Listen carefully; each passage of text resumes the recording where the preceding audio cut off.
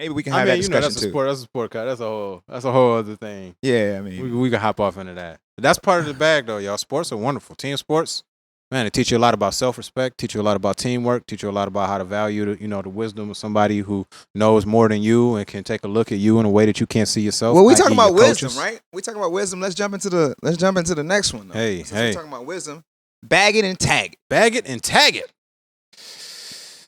All our single guys out there, all the single ladies out there, we want you to pay close attention to this one. Every once in a while. Anytime somebody say single ladies, I'm just like instant. I can't. I'll be Michelle. Shouts to Beyonce. I'll just fall. Shouts to the lady. Don't diss Michelle, man. First of all, even Michelle's sense of humor is great. She can laugh at that. Okay. I can laugh at it. She can laugh at that. That's coming from a great place. All right. It's coming from a loving place. No, yeah. You kidding me? You kidding me? Playoffs? You kidding me? Bag it and tag it, folks. Unfortunately, there's people out there who are paying for advice on the opposite sex. Let me jump in right quick. Yeah, go ahead, jump in. So I had very low self-esteem coming up, being overweight. Okay. And just it was very tough for me to approach women. Just because I didn't have any self-confidence. I didn't believe in myself, so actually going up to a woman, no matter how much I thought she was beautiful, I wanted to talk to her. Maybe how much she was giving you the signals about how she liked you for who you were, yeah, how you were, right? That part? I didn't have problems once I already knew the woman, or if I had a mutual friend. Like it was cool. But the approach part, the approach, like this, we're in the shopping mall right now. Beautiful woman walks by, me stopping everything I'm doing to go talk to her, and like develop a relationship based on that. So that was hard for you. Unbearable. Okay. Okay. I couldn't even imagine doing it. Like, Gotcha. Scared me to death. I got you. I'd rather shit on myself. Got you. So thank you for sharing that. Yeah, man. And I think that's important. And it came from a place of low self-esteem. Like I didn't feel like I was valuable. Okay. Like with my looks. Got you. So I knew I was a valuable person on the inside. Right. I knew I had talents and skills. Right. And therefore I was able to develop relationships once that the initial barrier was gone. Right. But outside of that, like, so in college, I was exposed to this book called The Game, which is The Game was written by Neil Strauss. Shouts to Neil Strauss. Follow him at Neil Strauss. He's amazing. He's a wonderful journalist, y'all. He's an amazing journalist. Wonderful journalist. And so he wrote this book about his like deep dive and journey into the community of seduction. The seduction community. And so from that, like, where there's another book called The Art of Seduction by Robert Greene that he also read during that time, which they've created this entire community based on approaching, seducing, and learning more about women and now men. It goes both ways now. And so we want to, and also, you got to include the betting part in there because that's a big thing for a lot of people too. Well, that's the thing. Like the betting, the literature wasn't the intention of the literature wasn't just for you to try to sleep with as many women as possible. Which literature? Okay, so there's the seduction community, and everybody in the seduction community doesn't have the same ideals, right? I appreciate what you're saying because in the article that brings up this bag it and tag it, there you go, is hosted on a forum where the first article that I read before I got to this one, they talked about the difference between seduction and pickup. Because there is a pickup community that's a thing out there. There's a thing called pickup artists. And then there's a thing called seduction, called the seduction community. And I read a wonderful article, and that wonderful article was about how seduction and pickup are different.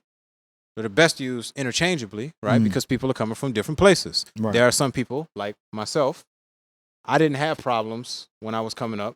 I was probably had to learn. I had an elder brother who I saw how he had a lot of problems because women liked him. Girls liked him as he was becoming a young man. So watching him grow into a young man, women still liked him, girls liked him. And, there was problems that came along with that as well. Right. So that taught me a lot about personal boundaries.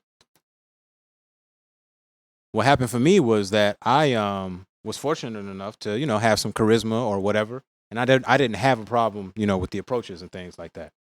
But the difference between pickup and seduction is a real difference. And I saw this article, and it came out of a blog, and there were people who were talking about the differences between seduction and pickup. Okay, talking about the difference between seduction and pickup. And I just saw an article and I had to respond to the guy because there was one guy there. I'll say his name. Shout out to him. The brother's name is Varun Raja. And he wrote an article. And this particular article, I wasn't feeling him because he was talking about picking up women based on race, on their race. And, if you don't notice, ladies and gentlemen, if you're in South Africa, which is a racial regime like the States, then, your race changes. If you go to a different racial regime like the United Kingdom, right, then things might also change. If you go to Brazil, where race is recognized. So race is one of those things where it's like, it's problematic. It has its problems. And it's designed to have its problems. Right. So I felt like that we needed to ask some critical questions because, somewhere in there, the people who are listening to this guy might be being misinformed. It might be bad advice if you talk about picking somebody up based on race. So we had to give it some context. So the questions. Pause for a second. Yeah, let's do it. How do we feel about him taking pictures of it? It's all good.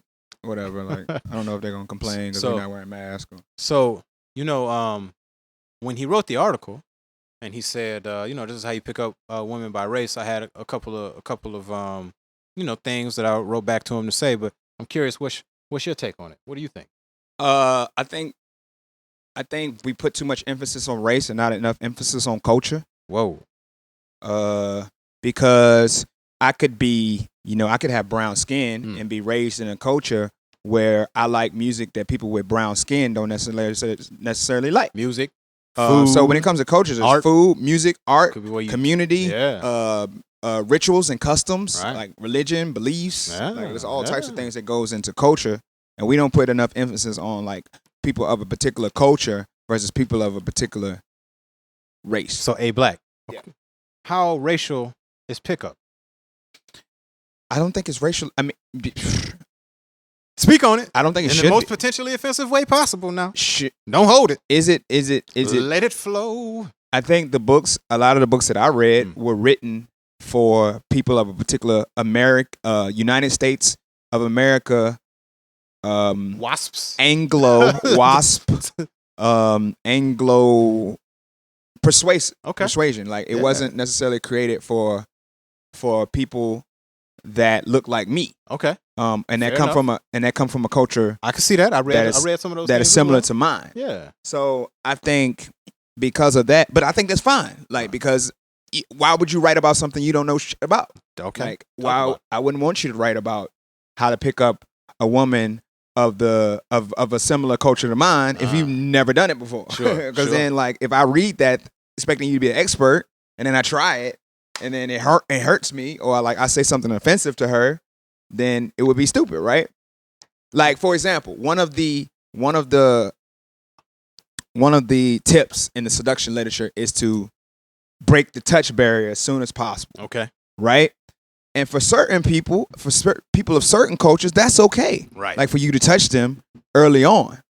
But if you consider people like me, like myself, or people from a similar persuasion to me, like touching is like something that's like, whoa, don't touch me, bro. Like I don't know you. In case you guys don't notice, in the States, if y'all not from the States, for our listeners who are not from the States, in the States, people's personal bubbles, like a lot of people, they don't even hug their parents in the States. Okay, so there's a big thing in the States about touching and taboos and people, but I think that comes from a lot of the trauma that people who were raised in the States haven't faced around, the history of rape and pillage and, invading people's personal space and things like that.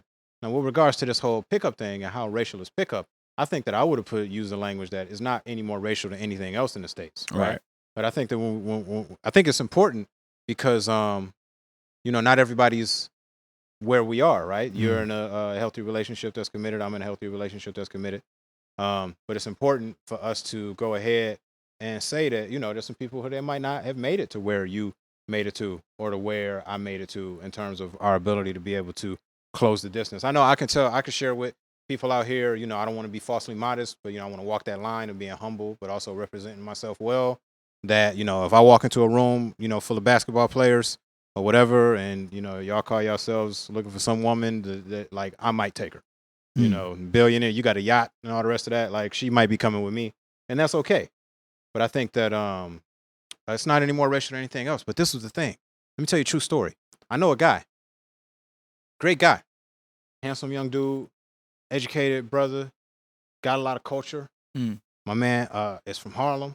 I'm gonna go ahead and I'm gonna say his name. Mr. Hanging out in Japan. My man's told me, he said, I was a super late bloomer. We've been having this conversation. He said, I was a super late bloomer. I didn't come into the game until 27. I'm telling his business. Yeah, I was about to say, yeah. I'm telling his business, But I'm just saying, I think that for a lot of people out there, it's important for us to be able to have conversations about how to fuse up and have these healthy relationships and how to be able to approach people and to make sure that when we're giving people advice, that is based on something that is healthy. That is based on something that's constructive. Healthy. Yeah, man, because, race is, again, like, if y'all got different opinions, I got open eye, ear, minds, and heart. If you can talk to me about how race isn't something that was created to divide people and confuse them, then by all means enlighten me, But all I know is it kind of made me sad, man. I read the article and I was like, it's all these dudes out here who they're gonna listen to this guy's perspective right now, and they're gonna he's like they're Moses right now. They're gonna look at the stuff like it's the 10 Commandments. And I just want all of y'all to know that seriously, a woman is a woman the world over, just like a man is a man the world over. And I should say this, otherwise I'm not being honest. Part of the reason why this was something I felt like we should talk about is because it is something that we can talk about. So I am socially open. I've had women in my life from all different cultures, many different countries, and I would never advise anybody to, as you're approaching them, to put them in a box that you think that, all Chinese people are supposed to be this way, or all women who have brown eyes are supposed to be this way. It goes back to listening.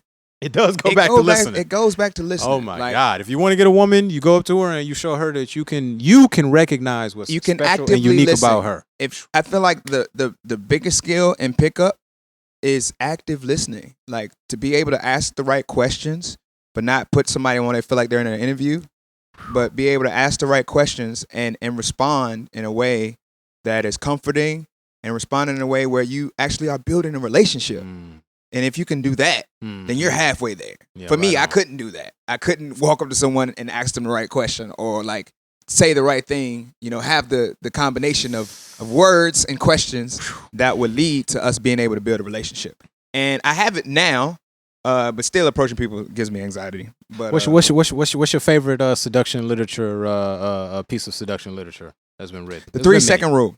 The 3-second rule, it was perfect for people like me. Because the 3-second rule says you see a woman that you're interested in, or you see anybody that you're interested in. Don't have to be a woman. Woman, man. You see a person that you want to build a relationship with. Once you see them, you have 3 seconds to go talk to them. Because after those 3 seconds, they probably noticed that you've noticed them. And if they've noticed that you've noticed them and that you didn't come over, that says something about you. That says you're not confident. That says that you don't have the bravery or the honesty or the confidence within yourself to approach them. So you got 3 seconds. And that was one of the things I was like, whoa, that's great. And even like the 3-second rules goes even further to say how you approach. You approach at a 45-degree angle versus approaching at straight on. Don't approach at 90. Don't approach at 180. Don't approach at 180. Yeah. Approach at 45. That's right. So therefore, it doesn't become a confrontation. So that reptilian brain doesn't get the survival. Right. Oh, there's somebody behind me, or somebody's confronting me. I'm being flanked. Hey, where did you come from? Personal security is important. And plus, even maybe the science, because like your peripheral vision picks up more than your frontal vision. You can see more in your peripheral vision, like quicker judgments than you would in your front vision. But that's just science. I don't know if that's true or not. We can talk about that. Thank you for sharing that, sir. What do you think? What is your best seduction literature advice?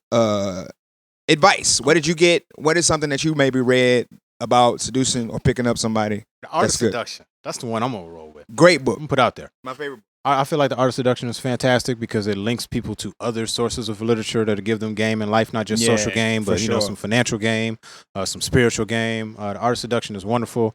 An amazing book, man. Robert Greene. Robert Greene doing it. Greene with an E. Robert Greene. That's the kind of life that I aspire to have as an author. Let me go ahead, write 10 books over 5 years and sell. What'd he sell? He sold a lot. I have no idea. Then chill, just chilly with it. Relax in the cut. I'm gonna tell you something that I feel. This is the last thing that I'll say because we haven't done this in a while. It's season 2 coming at you. Pass the bag. Oh snap! Say it again. What season? Numero dos, season 2, ladies and gentlemen. I'm so hyped. The first and the second of many.